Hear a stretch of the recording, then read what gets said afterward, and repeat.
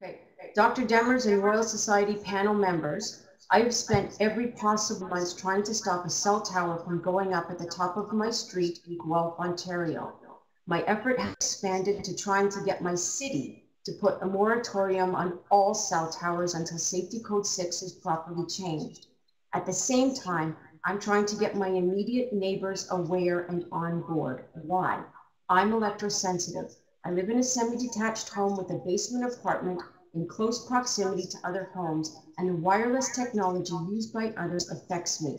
I get loud buzzing in my head, sleepless nights, headaches, and heart palpitations. My kid gets nosebleeds, headaches, and stomach aches. There are some nights where all I can do is curl into fetal position and bawl my eyes out. If the cell tower goes up at the top of my street, I will be forced to move, and this is unacceptable. There are horror stories of people having to move again and again and again. I don't have the resources. I need my basement apartment, and where can I possibly go anyway? Anyway, where is sanctuary? My city says cell towers are out of their jurisdiction. My MP is on side but not winning. Industry Canada says I can be rest assured they're following the standards of Safety Code 6. Shortcomings. Safety Code 6 does not protect against thermal effects of electromagnetic radiation. The Bioinitiative report is chock full of scientific proof on the detrimental effects of EMR. Exposure to levels as low as 3 micrograms per meter square reduces sperm count. At 6, fatigue, sleep disorders, concentration difficulties, and cardiovascular problems show up.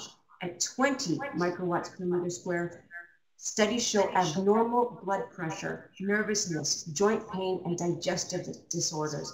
At 1600, there's irreversible infertility in mice at 5 generations. That Safe Code 6 allows for 10 million microwatts per meter squares is ludicrous. How is Health Canada justified in ignoring these studies? On top of that, we've got the World Health Organization that's classified electromagnetic radiation as a class 2B carcinogen, putting it in the same category as lead and DDT. There's testimony by electrosensitives providing human evidence. There's leadership from other countries who have already taken non-thermal effects into account. Guidelines in China, Italy, Switzerland, Russia, and India are all 100 times safer than Canada. 2, Safety Code 6 does not take into account chronic exposure, the years and decades of relentless emissions. Right now, we're test subjects. 3, Safety Code 6 does not deal with individual vulnerabilities. What concerns me personally is that even if levels are brought down to Bioinitiative 2007 recommendations of 1,000 microwatts per meter squared outside, it won't be good enough, not for me. I know that I'm affected at levels that are greater than 10. Safety Code 6 does not deal with the impact on nature. What affects people also affects wildlife and in turn ecosystems and biodiversity. Where are all the dragonflies, butterflies, bees, and ladybugs this year? One Guelph farmer said insects were down by 70%. Summer bushes that should have been buzzing alive were just eerily quiet. 5, Safety Code 6 does not deal with synergism, that is, all the wireless radiation coming from a multitude of sources. It would be impossible to do computer modeling of this for calculations. The whole may be greater than the sum. Radiation of many frequencies intersecting at one spot may act completely different than just one radiation source. 6, the use of dosimetry in calculations for Safety Code 6 is not accurate. Using models for measurements for exposure guidelines doesn't provide a true reflection on real life, and I'm that. Recommendations. The reference to electrosensitivity was removed from the 1999 Safety Code 6 update. It said certain members of the general public may be more susceptible to harm from RF and microwave exposure. We need that back in and much more. 2, white zones need to be established immediately for electrosense. There should be an electrosensitive registry where the home of electrosensitives are given special consideration. To that end, municipalities need to be granted some control on the placement and number of cell towers. 3, an awareness campaign on the health effects, on the health risks and wireless devices, on health risks of wireless devices needs to be implemented.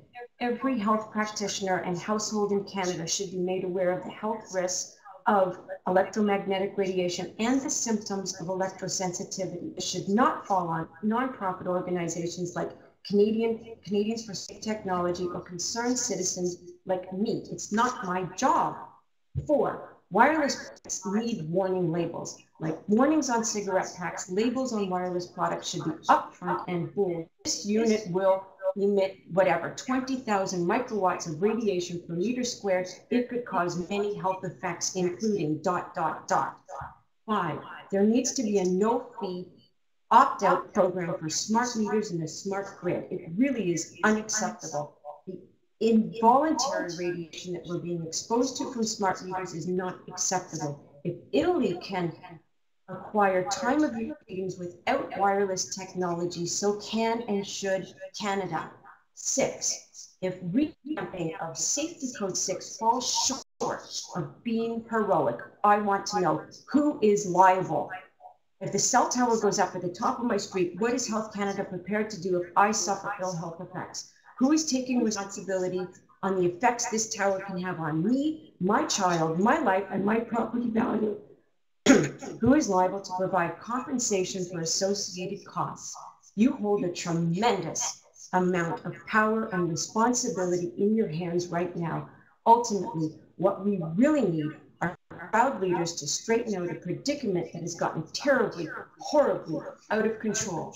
You have heard enough evidence, enough testimony to create enough doubt. People are sick now. People are dying now. Permanent damage to DNA is happening. What will our grandkids look like? How many generations will they survive? A few more than mice? I don't know how long this process will take to save Safety Code 6, but we can't wait. I call upon you in your power now to put a full moratorium on cell towers nationwide until Safety Code 6 is properly changed.